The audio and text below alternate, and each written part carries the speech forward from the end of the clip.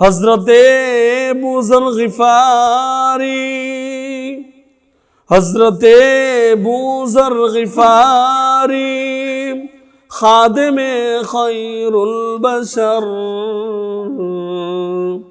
খিদমতোं में जिंदगी भर ना बनाया अपना घर, खिदमतों में जिंदगी भर না বানায়া আপনা ঘর।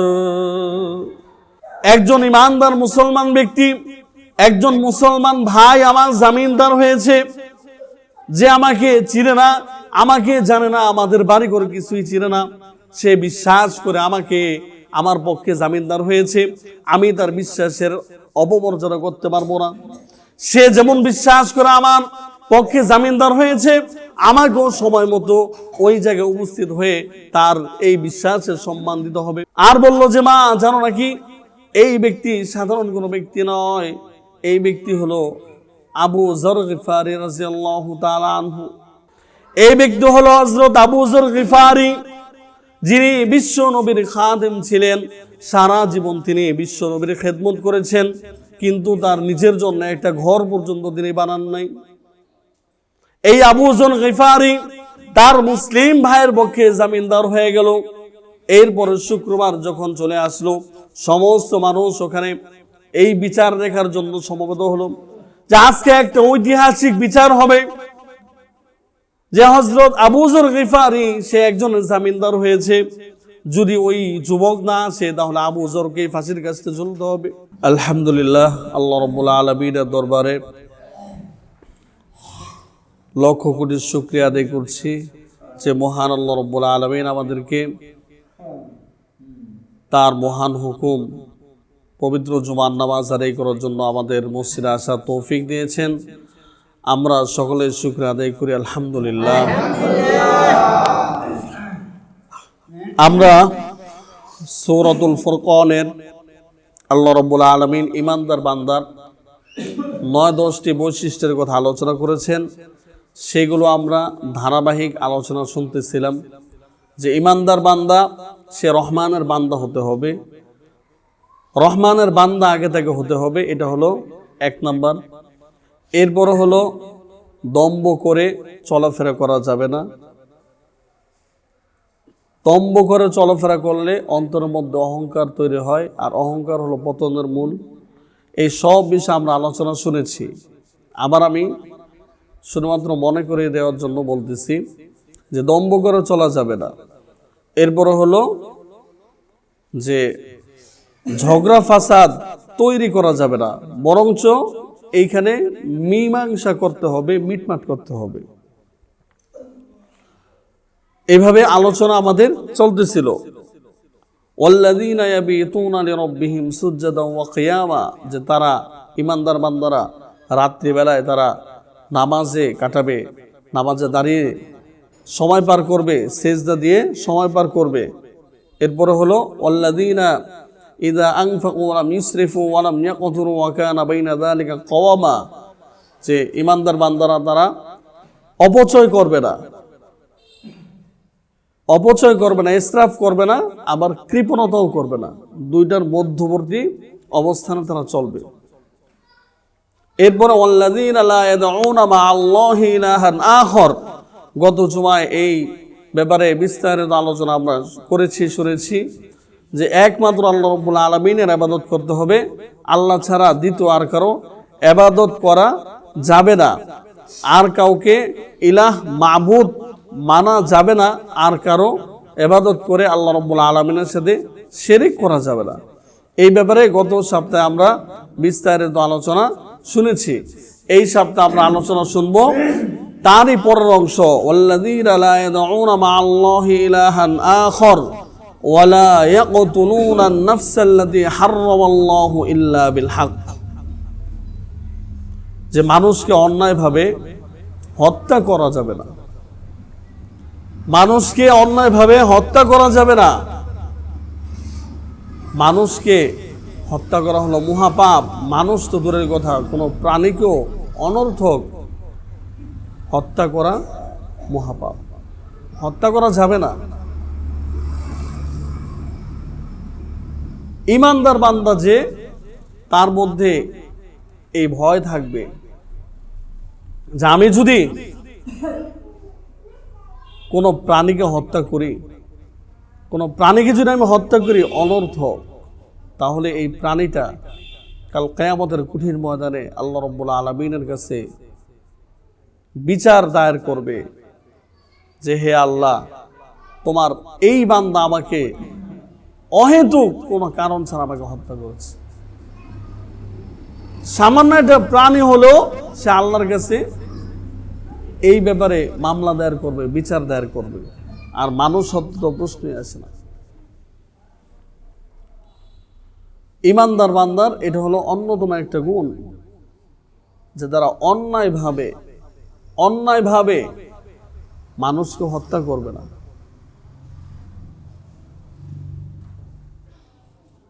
কিতাবের মধ্যে লিখছে মদিনাতুল মুনাওয়ারা থেকে 350 মাইল অর্থাৎ 350 মাইল দূরে অবস্থিত একটি গ্রামে এক যুবকের বাড়ি ছিল। সেই যুবক মদিনাতুল মুনাওয়ারায় আসবে, 350 মাইল পথ পাড়ি দিয়ে সেই গ্রাম থেকে মদিনাতুল মুনাওয়ারায় তাকে আসতে হবে। এখন আমাদের পৃথিবীতে বা বর্তমান সময়ে আমাদের চলাফেরার জন্য যে রাস্তাঘাট তৈরি করা হয়েছে, এরপরে যাতায়াত ব্যবস্থা যতটা উন্নত, প্রযুক্তির মাধ্যমে আমরা যতটা আধুনিকায়নের মধ্যে আছি, ওই সময় এমন ব্যবস্থাপনা ছিল না। তখন আপনার মাঠ ঘাট পেরিয়ে পাহাড় জঙ্গল অতিক্রম করে এগুলোর মাঝ দিয়েই আপনার রাস্তা, এগুলোর মাঝ দিয়ে আপনার হাঁটাচলা করতে হতো। কোথাও পাথর, কোথাও জঙ্গল, কোথাও মরুভূমি। আর বাহন ছিল কি? ওট। ওটের উপর সওয়ার হয়ে তারা এক জায়গা থেকে আরেক জায়গায় যেতেন, অথবা কারো ঘোড়া ছিল। তো যেই যুবকের ঘটনা কিতাবের মধ্যে আনা হয়েছে, এই যুবকের বাহন হিসেবে সে ওট ব্যবহার করেছে। মদিনাতুল মুনাওয়ারা থেকে 350 মাইল দূরে অবস্থিত সেই গ্রাম থেকে সে মদিনাতুল মুনাওয়ারায় আসবে, তার বাহন হলো ওট। রাস্তাঘাটের অবস্থা তো বললামই। এরকম ভাঙ্গা পথ দিয়ে সে এত দূর থেকে সফর করবে। এই যুবক যখন বাড়ি থেকে বের হয়েছে, যখন বাসা থেকে রওনা হয়েছে মদিনাতুল মুনাওয়ারায়, 100 মাইল যখন সে অতিক্রম করেছে, 100 মাইল অতিক্রম করার পর তার শরীরের মধ্যে ক্লান্তি চলে আসছে। কিতাবের মধ্যে লিখছে মদিনাতুল মুনাওয়ারা থেকে 350 মাইল দূরে অবস্থিত একটি গ্রাম থেকে একজন যুবক মদিনাতুল মুনাওয়ারায় আসবে। বাড়ি থেকে রওনা হওয়ার পরে 100 মাইল যখন অতিক্রম করলাম, 100 মাইল অতিক্রম করার পরে ওই যুবক মনে মনে তালাশ করতেছিল কোথাও একটু বিরতি দেওয়ার জন্য জায়গা পাওয়া যায় কিনা। মরুভূমি আর মরুভূমি, পাথরের মতো রাস্তা, এই কঠিন সফরের মধ্যে সে তালাশ করতেছিল কোথাও যাত্রা বিরতি দেওয়া যায় কিনা। পথিমধ্যে সে একটি খেজুরের বাগান দেখতে পেল। ওই খেজুরের বাগানের মধ্যে তার উটকে একটি গাছের মধ্যে বেঁধে সে শুয়ে পড়ল।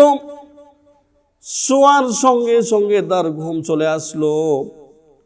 ঘটনাক্রমে ওই উট তার বাহন থেকে ছুটে পাশে একটি শস্য ক্ষেতের মধ্যে গিয়ে শস্য খাওয়া শুরু করে দিল।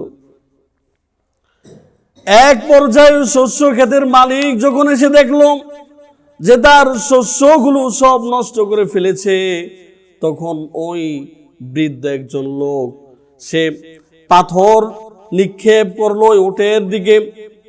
হঠাৎ করে একটি পাথর ওই উটের মাথার মধ্যে লেগে হাড্ডি ফেটে রক্ত বের হওয়া শুরু হয়েছে। এভাবে আস্তে আস্তে রক্ত বের হতে হতে এক পর্যায়ে ওই উটটা মারা যায়। এইদিকে যুবকের ঘুম ভেঙে গেল। ঘুম থেকে জেগে উঠে দেখে যেই জায়গায় সে উট বেঁধে রেখেছিল সেই জায়গায় তার উট নাই। এরপরে সে তালাশ করতে করতে দেখে পাশে একটি শস্য ক্ষেত, ওই শস্য ক্ষেতের মধ্যে তার উট মরে আছে। তার এই উটকে কে মারলো? ওই যে বৃদ্ধ লোক উনি ওইখানে উপস্থিত ছিল। ওই বৃদ্ধ লোক একজন মুসলমান সাদা সিধা মানুষ, সে সরল মরে বলেছে, আমি তোমার উট মেরে ফেলেছি। এই কথা শোনার সঙ্গে সঙ্গে যুবক একে তো সফররত অবস্থায়, দ্বিতীয়ত ক্লান্ত শরীর, তার শরীরের মধ্যে অনেক রাগ জন্মগ্রহণ করলো। রাগের কারণে ওই যুবক ওই বৃদ্ধকে আঘাত করা শুরু করলো। এক পর্যায়ে ওই বৃদ্ধ লোকটা আঘাতের কারণে ওইখানে মৃত্যুবরণ করলো। এরপর যুবক তার হুঁশ ফিরে আসলো যে এটা আমি কি করলাম। তার কিন্তু মারা উদ্দেশ্য ছিল না। রাগের মাথায় ওই বৃদ্ধ লোকের শরীরে প্রহার করেছে, এই প্রহারের কারণে সে মারা গেছে। এবার যুবক ওইখানে দাঁড়িয়ে আছে যে এই বৃদ্ধ লোকের বাড়ি তো আমি চিনি না, কিন্তু সে যেহেতু মারা গেছে সে তো আর বাড়িতেও যাবে না, তার তালাশে তো বাড়ি থেকে কোনো লোকজন অবশ্যই বের হবে। এই জন্য ওই যুবক ওইখানেই সে দাঁড়িয়ে রইল। দিন শেষ যখন হয়ে গেল, সন্ধ্যাবেলায় দেখলো দুইজন যুবক আসছে ওই বৃদ্ধ লোকের সন্ধানে। এসে দেখে তাদের বাবা মৃত্যুবরণ করেছে। জিজ্ঞাসা করলো আমার বাবা কিভাবে মৃত্যুবরণ করেছে? ওই যুবক বলল, তোমাদের বাবাকে আমি হত্যা করেছি, আমি মেরে ফেলেছি। এরপরে ওই যুবক, যে যুবক তার বাবাকে মেরেছে, ওই যুবকের ব্যাপারে মামলা দায়ের করলো। মামলা দায়ের করার পরে ওই সময় শুক্রবার দিন যখন সমস্ত মুসলমান একসাথে এক জায়গায় জুমার নামাজ পড়ার জন্য একত্রিত হয়, এরপর ওই জায়গায় আপনার মামলা মোকদ্দমা এইগুলো সহ অন্যান্য সব কিছুর বিচার আচার হতো। তো ওই জায়গার মধ্যে এই যুবকের মামলা দায়ের করা হয়েছে যে আমাদের বাবাকে সে মেরে ফেলেছে। এখন ইসলামের বিধান হলো কেউ যদি কাউকে মেরে ফেলে তাহলে তাকেও হত্যা করে ফেলো, অথবা মুক্তিপণ নিয়ে ছেড়ে দাও। আর যদি যারা মামলা দায়ের করেছে তারা যদি ক্ষমা করে দেয় তাহলে ভিন্ন কথা।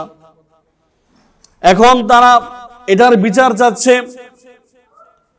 এখন যেহেতু একজনকে হত্যা করলে এটার বিচার হলো তাকে হত্যা করে ফেলতে হবে, এখন রায় আসলো এই যুবককেও তোমরা হত্যা করে ফেলো। ওই সময় খলিফাতুল মুসলিমিন হযরত উমর, তিনি ছিলেন খলিফা, তিনি বিচার করলেন যে এই যুবককে হত্যা করে ফেলা হবে, কতল করে ফেলা হবে। এবার যুবককে বলতেছে, তোমার কোনো ইচ্ছা আছে কিনা আমাদেরকে জানাও। যুবক বলল, আমার একটা শেষ ইচ্ছা আছে, যেহেতু আমি বাড়ি থেকে বের হয়েছি মদিনাতুল মুনাওয়ারায় আসার জন্য। বাড়িতে আমার মা বাবা আছে, আমি তাদের থেকে চির বিদায় তো আর নিয়ে আসি নাই। আপনাদের কাছে আমি একটা সুযোগ চাই, আমাকে যদি সুযোগ দেওয়া হয় তাহলে আমি বাড়িতে গিয়ে আমার মা বাবার থেকে চির বিদায় নিয়ে তাদের সাথে শেষ দেখা করে তারপর আমি চলে আসব। এখন উপস্থিত সমস্ত জনগণ বলতেছে, এটা কেমন আবদার? তোমাকে যদি এখান থেকে ছেড়ে দেওয়া হয় তাহলে তুমি যে আবার এখানে আসবে এটার গ্যারান্টি কি?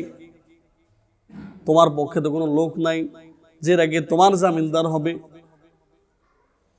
সমস্ত মজলিস নিশ্চুপ, কেউ তার পক্ষে কথা বলে না।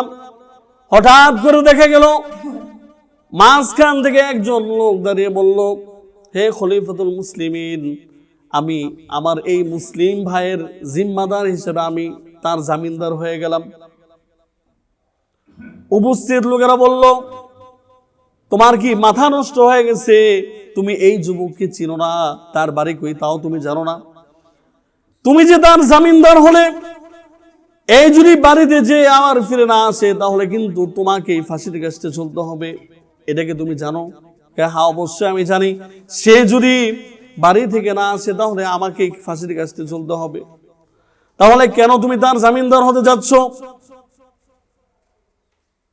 তখন সে বলল, আমি রাসূলুল্লাহ সাল্লাল্লাহু আলাইহি ওয়াসাল্লামকে বলতে শুনেছি, আল মুসলিম আখুল মুসলিম, মুসলমান মুসলমানের ভাই। যদিও সে আমার রক্তের কোনো বন্ধন নয়, কোনো আত্মীয় নয়, কিন্তু মুসলিম হিসেবে সে আমার একজন ভাই। সেই হিসেবে আমি তার জামিনদার হয়ে গেলাম। সে যদি না আসে তাহলে আমি তার বদলে ফাঁসির কাছে ঝুলবো। এরপর ওই যুবক ওইখান থেকে বিদায় হয়ে বাড়িতে রওনা দিল আর বলল, আগামী জুমার দিন, আগামী শুক্রবার জুমার পরে তোমার ফাঁসি হবে, এই সময়ের আগে তোমাকে এখানে বসতে হবে। 3.5 মাইল দূর যাবে আবার আসবে। এই 1 সপ্তাহ সময় থেকে দেওয়া হলো যে আগামী জুমার আগে তুমি এখানে উপস্থিত হবে, জুমার পরে তোমার ফাঁসির কার্যকর করা হবে। এরপর ওই যুবক ওইখান থেকে বিদায় নিয়ে চলে গেল। বাড়িতে যাওয়ার পর বলল, মা, তোমার সন্তানকে শেষ বিদায় দিয়ে দাও, কারণ তোমার ছেলে এমন একটি ঘটনা ঘটিয়ে ফেলেছে, অনাকাঙ্ক্ষিতভাবে আমি একজনকে হত্যা করে ফেলেছি। আমার বিচার হয়েছে, ফাঁসির রায় হয়েছে। আমি তোমাদের সাথে দেখা করার জন্য এখানে আসছি, কিন্তু একজন ইমানদার মুসলমান ব্যক্তি, একজন ইমানদার মুসলমান ব্যক্তি, একজন মুসলমান ভাই আমার জামিনদার হয়েছে, যে আমাকে চিনে না, আমাকে জানে না, আমাদের বাড়ি করে কিছুই চিনে না। সে বিশ্বাস করে আমাকে আমার পক্ষে জামিনদার হয়েছে। আমি তার বিশ্বাসের অপমর্যাদা করতে পারবো না। সে যেমন বিশ্বাস করে আমার পক্ষে জামিনদার হয়েছে, আমাকেও সময় মতো ওই জায়গায় উপস্থিত হয়ে তার এই বিশ্বাসের সম্মান দিতে হবে। আর বলল যে, মা, জানো নাকি এই ব্যক্তি সাধারণ কোনো ব্যক্তি নয়, এই ব্যক্তি হলো আবু যর গিফারি রাদিয়াল্লাহু তাআলা আনহু। হযরতে আবু যর গিফারি, হযরতে আবু যর গিফারি খাদেমে খায়রুল বাশার, खिदमतों में जिंदगी भर ना बनाया अपना घर, खिदमतों में जिंदगी भर ना बनाया अपना घर। এই ব্যক্তি হলো হযরত আবু যর গিফারি, যিনি বিশ্ব নবীর খাদেম ছিলেন। সারা জীবন তিনি বিশ্ব নবীর খেদমত করেছেন, কিন্তু তার নিজের জন্য একটা ঘর পর্যন্ত তিনি বানান নাই। এই আবু যর গিফারি তার মুসলিম ভাইয়ের পক্ষে জামিনদার হয়ে গেল। এরপরে শুক্রবার যখন চলে আসলো, সমস্ত মানুষ ওখানে এই বিচার দেখার জন্য সমবেত হলো যে আজকে একটা ঐতিহাসিক বিচার হবে, যে হযরত আবু যর গিফারি সে একজন জামিনদার হয়েছে। যদি ওই যুবক না আসে তাহলে আবু যরকে ফাঁসির কাছে ঝুলতে হবে। সকলেই জুমার নামাজ পড়ে সমবেত হয়ে গেল, কিন্তু ওই যুবকের কোনো খবর নাই। যুবক ওইখানে আর উপস্থিত হয় নাই। সবাই বলল, আবু যর, তোমাকে আমরা আগেই বলেছি চিন্তা ভাবনা করে জামিনদার হও। তুমি যাকে চিনো না, যাকে জানো না, যার বাড়ি ঘর সম্পর্কে তোমার কোনো জানা নাই, তুমি তার পক্ষে জামিনদার হলে সে তো এখন আসে নাই। সে যেহেতু আসে নাই, এখন তোমাকে এই ফাঁসির কাছে ঝুলতে হবে। হযরত আবু যর গিফারি বলতেছে, আমি প্রস্তুত আছি, আমি প্রস্তুত আছি। আমার ওই ভাই যদি যেহেতু আসে নাই, এই জন্য তার পরিবর্তে আমি আজকে ফাঁসির কাছে ঝুলবো। উপস্থিত সকলের মধ্যে কান্নার রোল পড়ে গেল। যে হযরত আবু যর গিফারী এত ভালো একজন মানুষ, এত সম্মানিত একজন মানুষ, একজন অপরিচিত যুবকের পক্ষে জামিনদার হয়ে আজকে তাকে ফাঁসির কাস্টে চলতে হবে। তিনি যখন ফাঁসির কাস্টে ঝোলার জন্য সামনে অগ্রসর হয়ে গেলেন, যখন ফাঁসি দেওয়ার জন্য পূর্ব প্রস্তুতি গ্রহণ করা হচ্ছিল, সকলের মধ্যে কান্নার রোল পড়ে গেল যে এই দৃশ্য আমরা কিভাবে সহ্য করব। নির্দোষ একটা মানুষ, যার কোনো দোষ নাই, একজনের পক্ষে জামিনদার হতে গিয়ে আজকে তার জীবনকে সে উৎসর্গ করে দিবে। সকলেই কান্নায় ভেঙে পড়ল। ফাঁসি দিবে দিবে এমন অবস্থা, এমন সময় দূর থেকে দেখা গেল যে ওই পাহাড় উপর থেকে কে যেন অনেক দ্রুত গতিতে সামনের দিকে অগ্রসর হচ্ছে। সবাই চিৎকার দিয়ে উঠল যে তোমরা আবু যরের ফাঁসির রায়কে তোমরা স্থগিত করো। ওই যে দেখা যাচ্ছে দূর থেকে কে যেন অনেক দ্রুত গতিতে সামনের দিকে গিয়ে আসতেছে, আমরা একটু অপেক্ষা করে দেখি ওই ব্যক্তিটাকে। সামনে যখন আসা শুরু করলো, সামনে যখন চলে আসলো, দেখা গেল ওই যেই যুবক এক সপ্তাহ পূর্বে তার মা বাবার সাথে দেখা করতে গিয়েছে, ওই যুবকটা সেখানে এসে উপস্থিত হয়ে গেল। এরপর উপস্থিত যারা ছিল সবাই তাকবীর দেওয়া শুরু করলো। আর যেই ব্যক্তিকে মারা হয়েছিল, ওই ব্যক্তির যে দুই সন্তান মামলা দায়ের করেছে, ওই সন্তানরা ভাবতে লাগলো যে যুবক, অচেনা এক যুবক, সে আমার বাবাকে হত্যা করেছে, ইচ্ছাকৃত বাবা হত্যা করে নাই, আবার আমরা তাকে সুযোগ দিয়েছি, সে তার বাড়িতে গিয়ে এখানে চলে আসছে, নিশ্চয়ই এই যুবক কোনো সাধারণ যুবক না। এরপর ওই দুই যুবক বলল, তার মাকে বলল যে মা, এত ভালো একটা মানুষ যাকে আমরা সুযোগ দেওয়ার পরে সে ইচ্ছা করলে বাড়িতে থেকে যেতে পারতো, তাকে আমরা কোনোদিন খুঁজে পেতাম না, যেহেতু আমরা তার বাড়িঘর কিছুই চিনি না। এরপরও সে বাড়ি থেকে চলে আসছে, তার মানে বোঝা গেল সে অন্যায় করে আমার বাবাকে হত্যা করে নাই। সুতরাং তুমি অনুমতি দাও, আমরা আমার এই ভাইকে ফাঁসির কাজটা আমরা ঝুলতে দিব না। তোমার আজকে থেকে 3 সন্তান হবে, আমরা তাকে মাফ করে দিলাম। খলিফাতুল মুসলিমিনের কাছে যখন এই সংবাদ দিল যে আমরা আমাদের বাবার জন্য যে মামলা দায়ের করেছি, যে মামলা আমরা দায়ের করেছি, সেই মামলা আমরা উঠিয়ে নিলাম, আমরা কোনো বিচার চাই না, আমরা আমাদের ভাইকে মাফ করে দিয়েছি। উপস্থিত সকলের চোখে মুখে আনন্দের ছাপ। একজন মুসলমান সে অন্যায় করার পরে তার মধ্যে অনুশোচনা আসা উচিত, তার মধ্যে অনুশোচনা জাগা উচিত যে আমি একজন অপরাধী। ওই যে যুবক, সে সুযোগ পাওয়ার পরেও কিন্তু তার বাড়িতে থাকে নাই, সে চলে আসছে, তার ফাঁসি হবে, তার বড় চলে আসছে।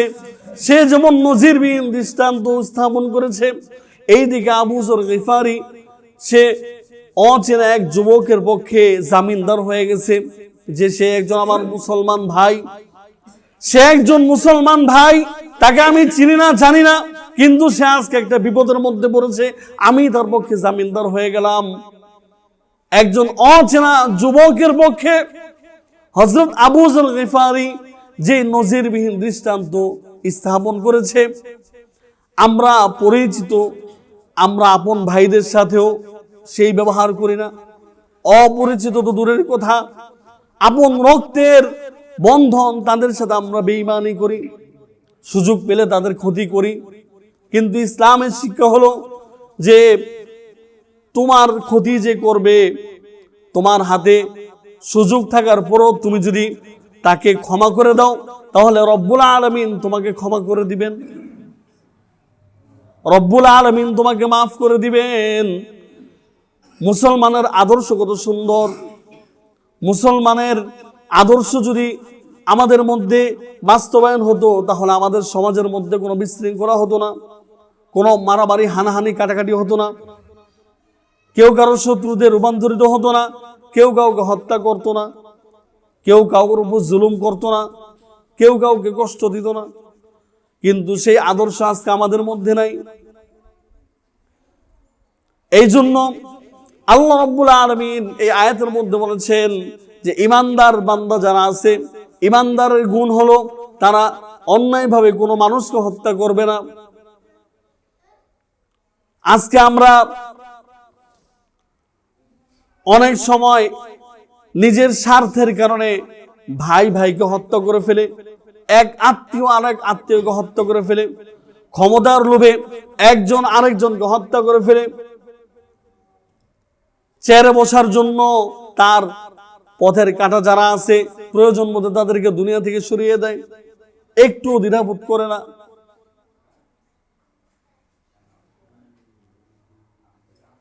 অথচ একজন ইমানদারের এই গুণ থাকা উচিত নয়। একজন ইমানদার তার অন্তরের মধ্যে সব সময় ভয় থাকবে কার? আল্লাহর ভয় থাকবে, যে সে যত বড় উচ্চ মাকামের অধিকারী হোক, যত বড় পাওয়ারফুল ব্যক্তি সে হোক, সুযোগে সে যেন অন্যের ক্ষতি না করে, সুযোগে অন্যের জুলুম যেন সে না করে, অন্যের হক যেন সে নষ্ট না করে। আমাদের দেশের মধ্যে আমরা দেখি যে যারাই একটু সবল হয় তারাই দুর্বলদেরকে শাসন করতে থাকে, তারাই দুর্বলদেরকে শোষণ করতে থাকে, জুলুম করতে থাকে, তাদের উপর নির্যাতন করে। যারাই একটু উপরের লেভেলে ওঠে, যারাই ক্ষমতায় যায়, যারাই ক্ষমতায় বসে, যার হাতে পাওয়ার চলে আসে, সে তার পাওয়ারকে রক্ষা করার জন্য মানুষকে হত্যা করে, নির্দ্বিধায় তারা মানুষকে হত্যা করে। তাদের কলিজার মধ্যে একটু ভয় লাগে না যে এই মানুষ যাকে আমি নির্দ্বিধায় হত্যা করলাম সে তো আল্লাহর বান্দা, সে তো কোনো না কোনো ব্যক্তির ভাই, কারো স্বামী, কারো বাবা, কারো চাচা, কিভাবে আমি তাকে হত্যা করি?